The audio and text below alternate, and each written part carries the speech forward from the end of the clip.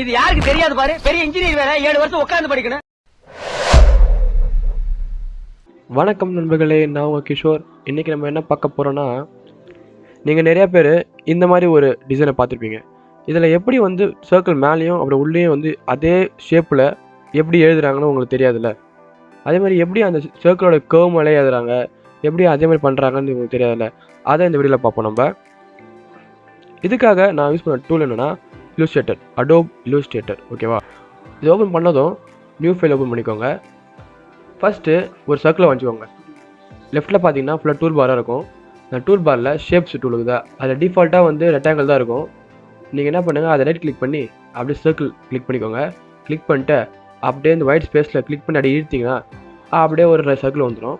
இந்த வட்டம் வந்த பிறகு என்ன பண்ணுறீங்கன்னா, அதை பண்ண உடனே அப்படியே மாடி லெஃப்ட்டில் அந்த டூல் பார்கிட்ட வந்தீங்கன்னா அதில் டீன்னு போட்டிருக்கும். முதல்ல டெக்ஸ்ட் டூல் தான் அது. அந்த டெக்ஸ்ட் டூலை ரைட் கிளிக் பண்ணிங்கன்னா அப்படியே பெண்டு போட்டு அது மேலே டீ இருக்கும். அது ஒன்று டெக்ஸ்ட்டு பாத் டூலு. கிளிக் பண்ண உடனே அந்த கர்சரை வந்து சர்க்கிள் வந்தீங்கள்ல, அந்த சர்க்கிளில் அந்த லைன் இருக்கும்ல பார்டர், அது மேலே வைங்க. அது மேலே வச்சு ஒரு கிளிக் பண்ணுங்கள், லெஃப்ட் கிளிக். உங்களுக்கு வந்து சப்போஸ் அந்த சர்க்கிள் தெரியலன்னு வச்சுங்களேன், அந்த சர்க்கிள் நீங்கள் வரைஞ்ச உடனே போயிட்டு ரைட் சைடில் ஸ்ட்ரோக்குன்னு ஒரு ஆப்ஷன் இருக்கும். அதில் போய் அப்படி இன்க்ரீஸ் பண்ணிக்கோங்க. மேலே அப் ஏற மாதிரி கொடுத்தீங்கன்னா அது இன்க்ரீஸ் ஆகிடும். ஓகேவா? டிஃபால்ட்டாக ஒரு டெக்ஸ்ட்டு வந்து மேலே அப்பேர் ஆகும். அப்புறம் அதை டெலிட் பண்ணிட்டு உங்களுக்கு தேவையான டெக்ஸ்ட்டை நீங்கள் டைப் பண்ணிக்க வேண்டியதான். இது மாதிரி இப்போ நான் பிளாக் அண்ட் டெக் நீங்கள் டைப் பண்ணுறேன். ஓகேவா? பார்த்துக்கோங்க.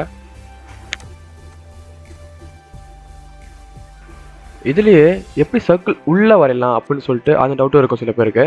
அது எப்படி நம்ம பார்க்கலாம். இன்னொரு சர்க்கிளை வரைஞ்சிக்கோங்க.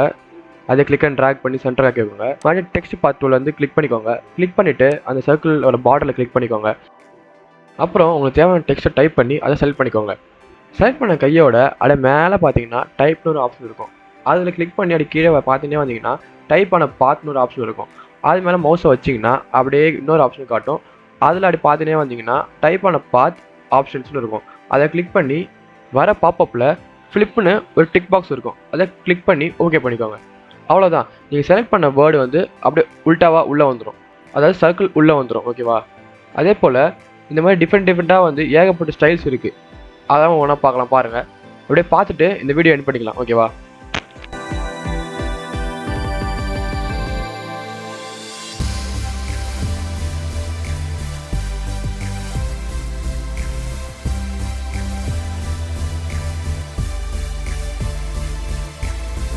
இது மாதிரி வேறு ஏதாவது வீடியோஸ் வேணும்னா கமெண்ட்டில் போடுங்க.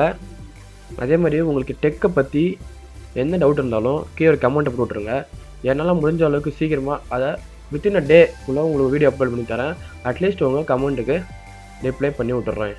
உங்களை நெக்ஸ்ட் வீடியோவில் மீட் பண்ணுறேன். அது வரைக்கும் tata, bye bye from Kishore.